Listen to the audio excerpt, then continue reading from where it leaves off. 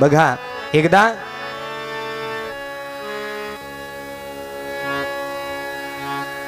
रमेश नावाच्या व्यक्तीला आंबे खाण्याची इच्छा झाली. आई काय खायची? हा, आंबे खायची इच्छा झाली. आणि त्यालाही शेती होती, त्याच्या मित्रालाही शेती होती, पण त्याच्या शेतामध्ये आंब्याचं झाड नव्हतं, मित्राच्या शेतात होतं. परवा गेलं आंब्याचं सीजन, आता आहे ना. मग त्या आंब्याच्या सीजनामध्ये मित्राच्या शेतामध्ये असे पिवळे पिवळे जरद गोड चुटूक असणारे आंबे लागले होते, पण रमेशला खाऊ वाटत होते, पण त्याच्या शेतात नव्हते माय. मग आता मागून घ्यायचा. मागून घेतल्यानंतर किती मिळतील म्हणला? जास्तीत जास्त 1, 2, 5 म्हणून ठरवलं. पहाटे पहाटे तांबडं फुटायच्या वेळेला मित्राच्या शेतात जायचं आणि काय करायचं? चोरून आंबे घ्यायचे.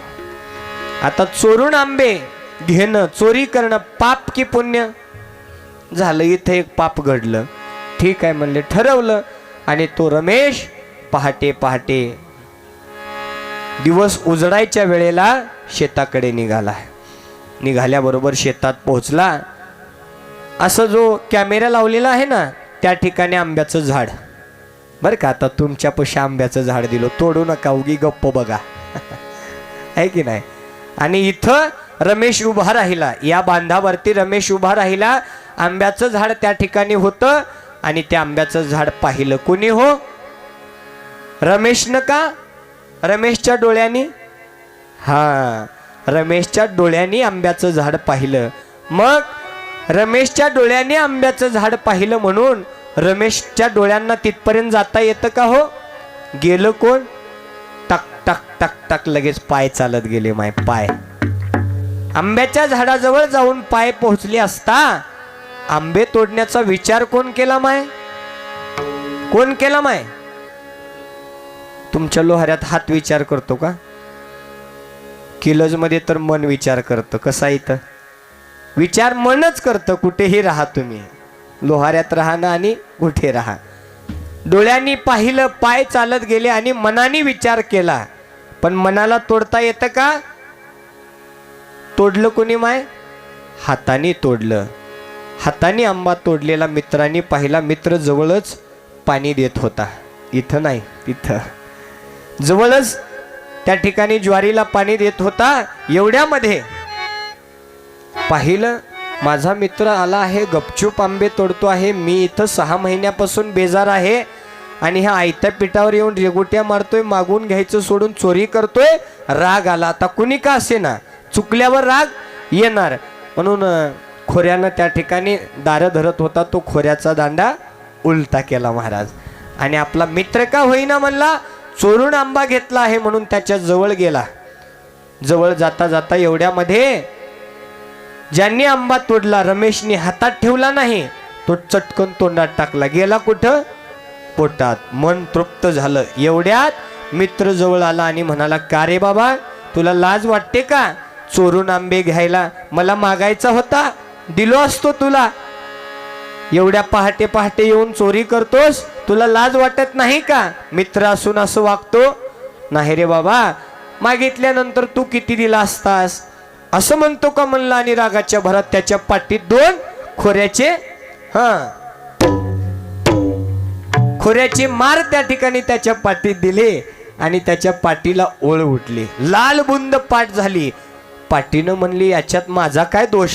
पाठ म्हणू लागली, याच्यात माझा काय दोष? डोळ्यांनी पाहिलं, पाय चालत गेले, मनाने विचार केला, हाताने तोडलं, तोंडाने खाल्लं, पोटात गेलं, माझा याच्यामध्ये काय दोष? म्हणून तिला यातना झाल्या आणि त्या ठिकाणी डोळ्यात चटकन घळघळ घळघळ पाणी आलं. मला सांगा बरं, आंबे पाहिलं कोणी होतं? पाहिलं कोणी होतं? जैसे जाचे कर्म तैसे फळ देतो रे ईश्वर. जैसे जाचे कर्म तैसे फळ देतो रे ईश्वर. जैसे जाचे कर्म तैसे फळ देतो रे ईश्वर. जैसे जाचे कर्म तैसे फळ देतो रे ईश्वर.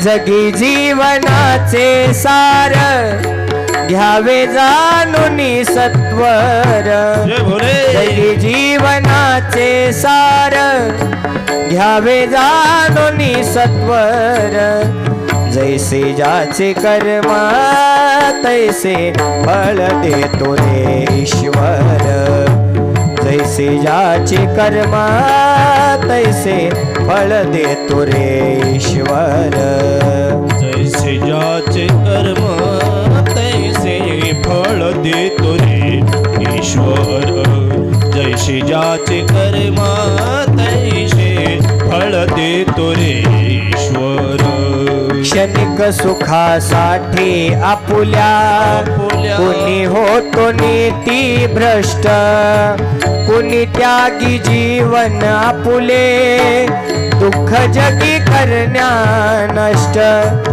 देह करी जे जे काही हो आ हो आ देह करी जे जे काही आत्मा भोगितो नंतर जैसे ज्याचे कर्म तैसे फळ देतो रे ईश्वर जैसे ज्याचे कर्म तैसे फळ देतो रे ईश्वर जैसे ज्याचे कर्म